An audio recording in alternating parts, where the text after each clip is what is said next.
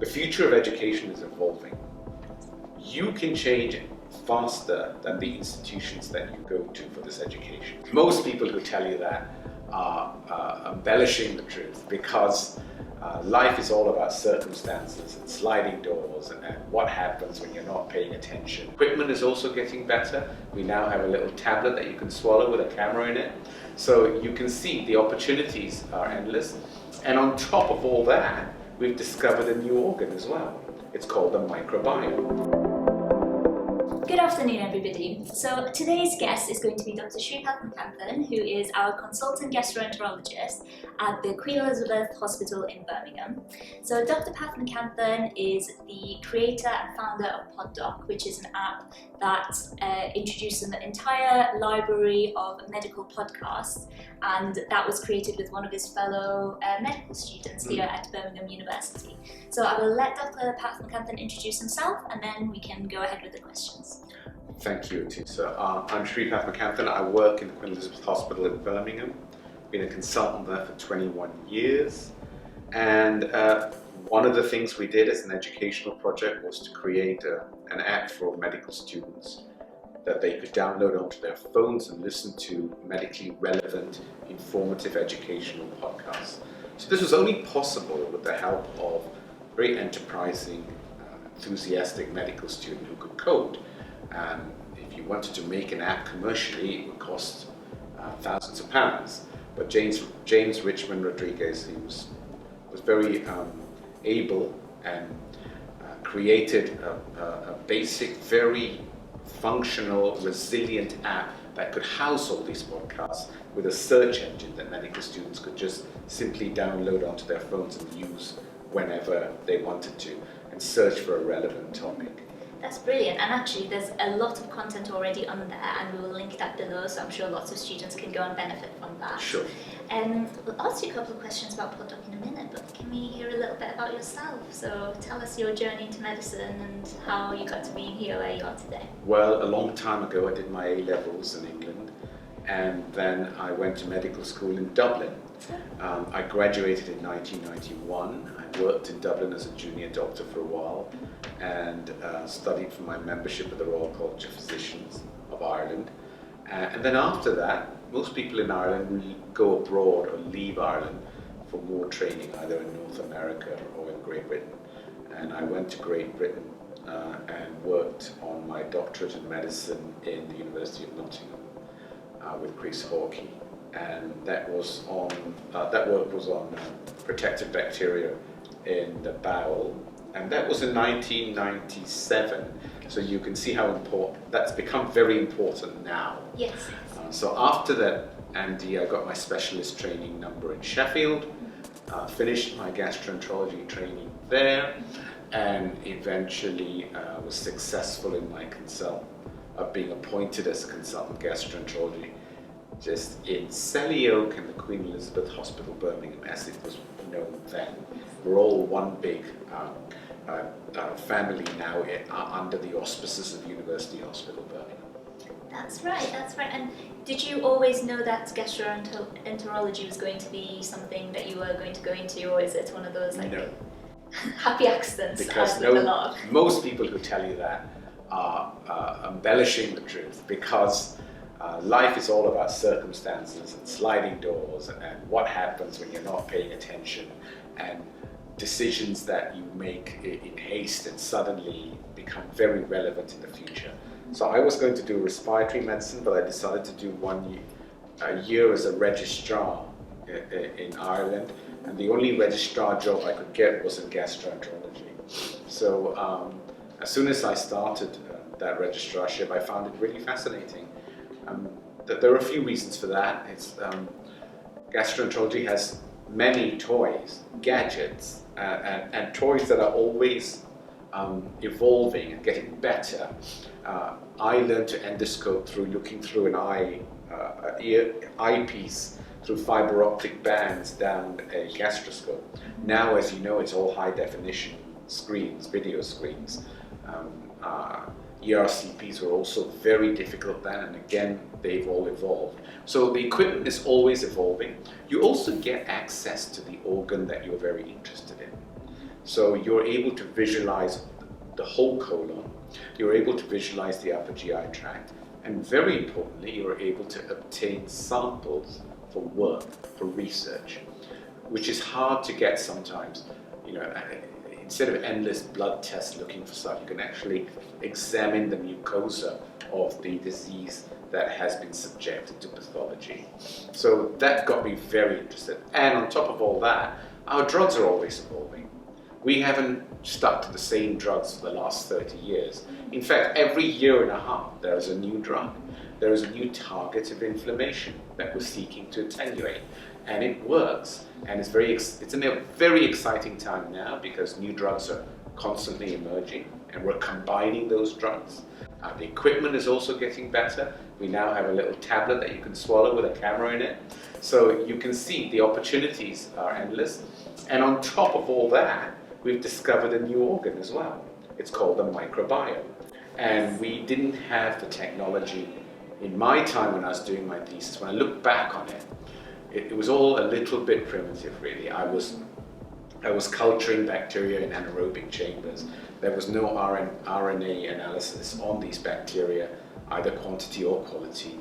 Now it's so much more precise, and we can start to unpick all this, and we're beginning to find out what this organ hosting up to 1 kilogram of bacteria in the gut, the metabolic role it plays in the body, and we're beginning to discover it's very key to GI processes and processes beyond that in the rest of the body.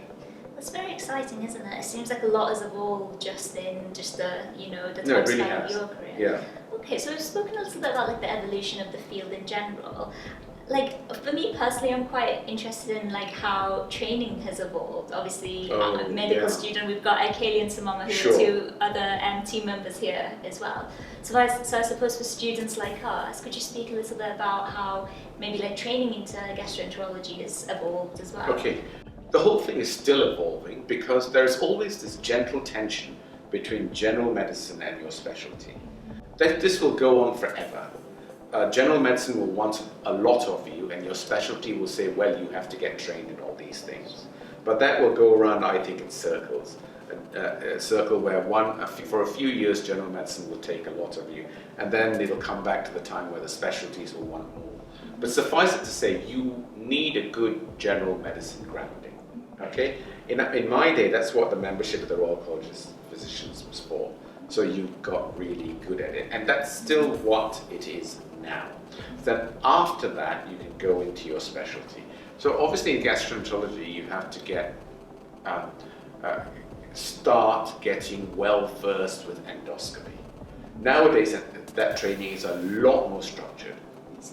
In our day, it was very much, oh, so-and-so in that hospital's good, go to their list, hang out, get to do a few, and then next thing you know, you're teaching your mate how to do it.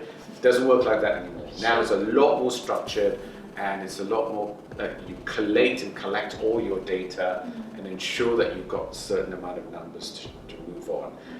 But luckily there's plenty of work to do, and you will be able to do that. And then that's the endoscopy training. And then there's time on specialty wards. You will do blocks on nutrition, you will do blocks on inflammatory bowel disease, you will do a liver block. So all that stuff starts to come together, and there are hospitals around every region that are very good at those kind of things. So having all that experience, you then sit for an exit exam, which actually most people get through okay. So that's the crux of it, really. People don't find it overwhelming. They find it very interesting.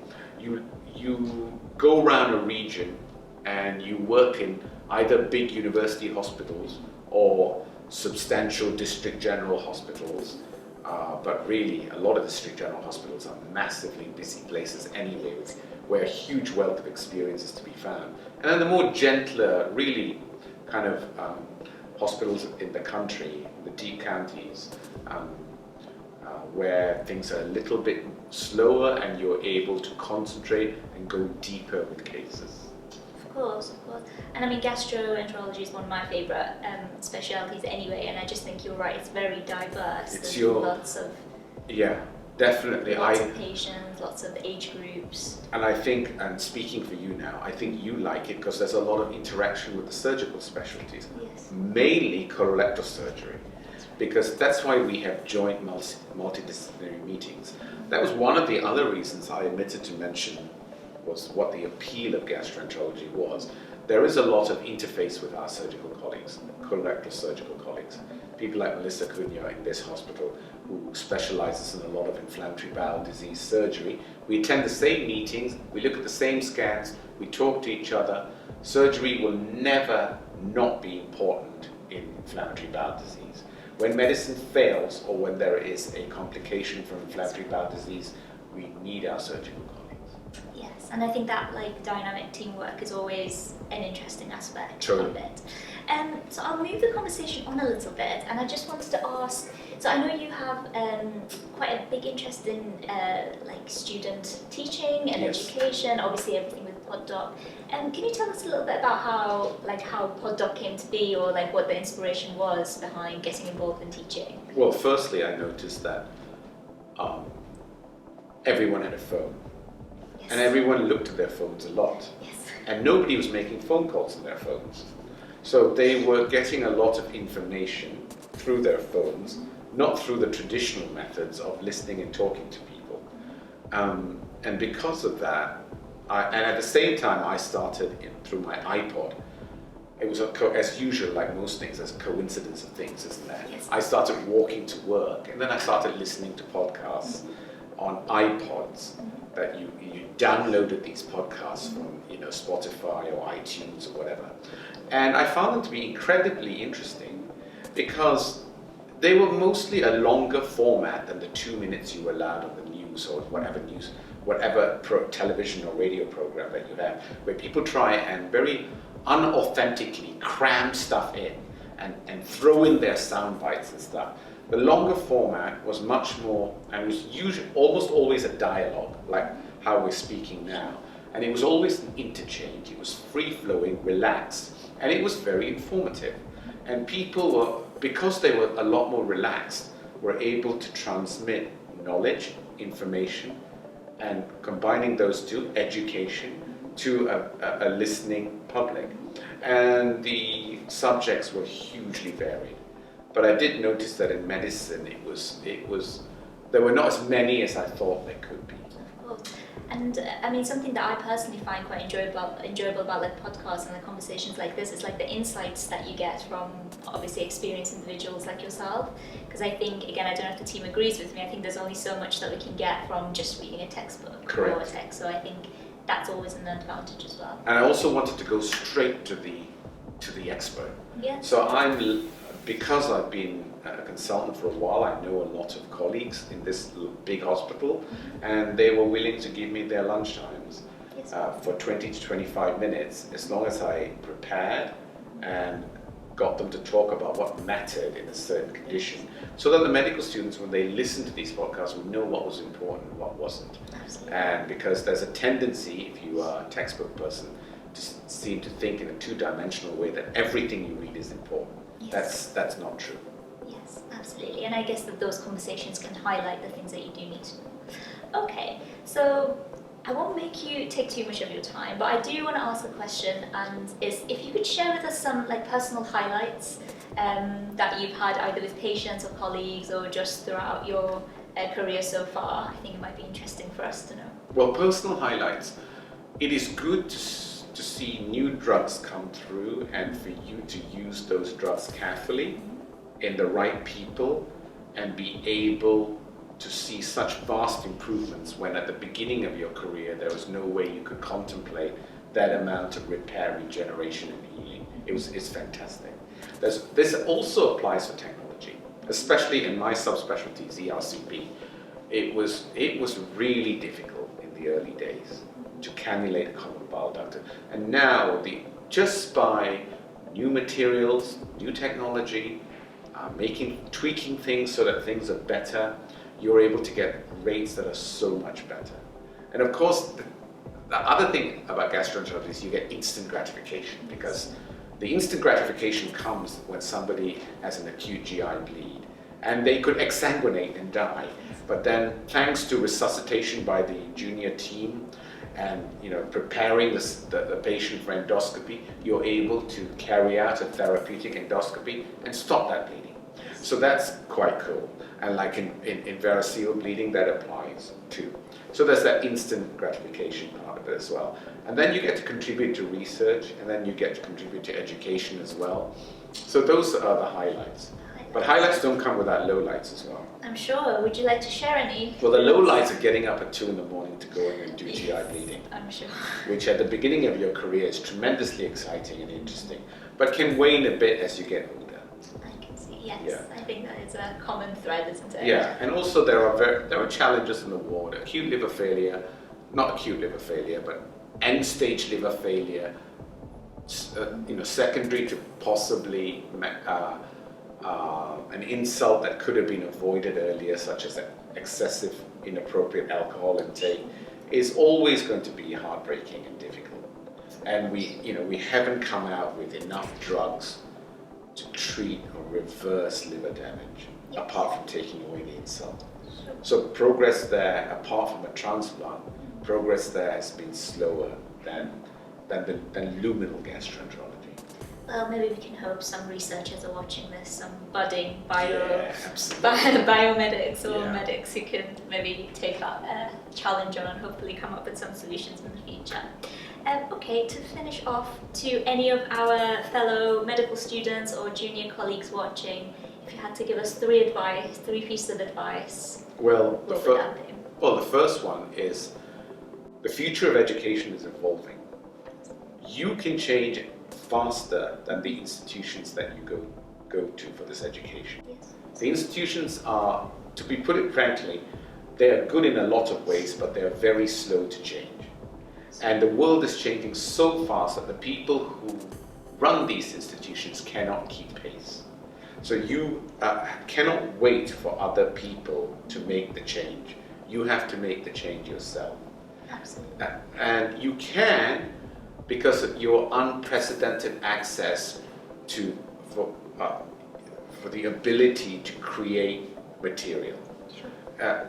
In the past, you had to go through, corporations or journals or stuff. Now you create and publish yourself. And if you create and publish good material, you will be doing an invaluable service to the people around you. And the second thing is you have to stay curious and stay alert. The library books that you go to are years out of date, and they're boring, you lose interest after a while, but you're swimming in experience and clinical medicine as soon as you come into the hospital. And as soon as you come in and if you see one or two patients and read and listen and watch videos about the condition that they suffer from, you'll be well on your way through. Absolutely. Yeah. And do we get a third one? The third one is don't be shy and don't take things personally in the hospital realm, because people are not being unkind to you, they're just really busy and under stress. And so they will always, if you're, being charming goes a long way. And if you're just charming and just ask nicely, they will always try and help you. And it's never personal. If they say, get out of the way, we haven't got time to talk to you, it's not because they don't like you, it's just that they're trying to attend to something much more important. Of course, yeah, that's brilliant. Thank you. All very insightful things that are, I don't know about you guys who are in the room, very insightful, and thank you so much for sharing your experience and sharing your journey with us. And if anybody's watching who has any questions either about Poddoc or just in general, then leave them in the comments below.